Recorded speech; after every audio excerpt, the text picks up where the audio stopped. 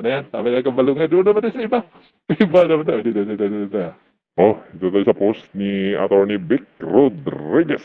Ito, academic at religious hoodlums. O, basahin nyo.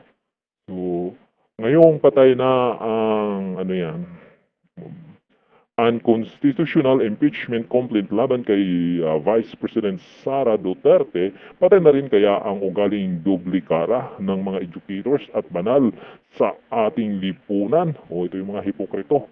O kung lalo silang magagalaiti at aastang spoiled brat na hindi nakuha ang kapritso. Abangan natin kung mayroon silang magiging posisyon o pahayag sa revelasyon ni kung Tubit Tiangco hingil sa tunay na dahilan kung bakit pumirma ang mga sinasamba nilang mambabatas sa illegal. Ito nga yung tuong problema sa atin, no?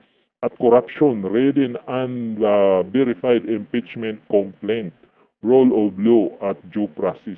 Huwag kayong budol at hudas sa mga Pilipino. O yan, ito po yung post ko ito ni Atty. Vic Rodriguez. Pero na mayroon ito naka-search siya ng dito ng video ni yan o. Tingnan natin itong video dito. O. Bakit pinilit yung impeachment?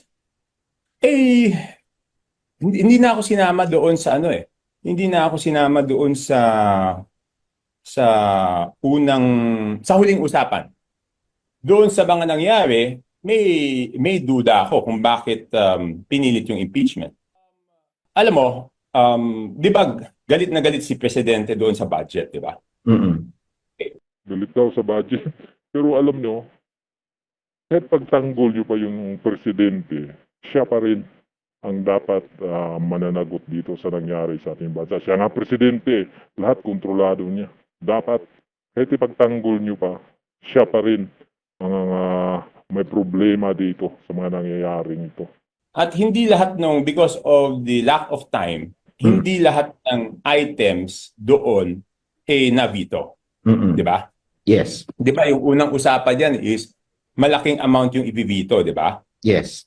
Later on, maliit na lang yung na-veto, like 20 billion yata. Okay? So, ang ginawa nun, nagkaroon ng conditional release, 'di ba? Yes. So, noong hindi mailabas yung conditional release, yun ang, sa tingin ko, nung time na yon, yun ang iniisip kong nagtulak na ituloy yung impeachment para meron silang magamit at sabihin na kailangan natin ilabas yung conditional release kasi pumirma tong mga to.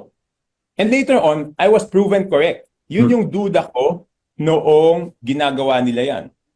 Okay? Because there is no reason sasabihin ba may clamor? There was no clamor. Kita mo, ayan na. Ayan na. O, ayan o. 2,700 yung 219 yung heart. Ito yung mga reaction. No? So, ito na ba yung nangyayari sa ating bansa ngayon, mga kaibigan? Ha? Vice Presidente ini-impeach. Vice Presidente ba ang problema? Ha? Vice Presidente ba ang problema? Oh, matatawa na lang tayo sa ginagawa ng ating gobyerno ngayon. Ito na yon.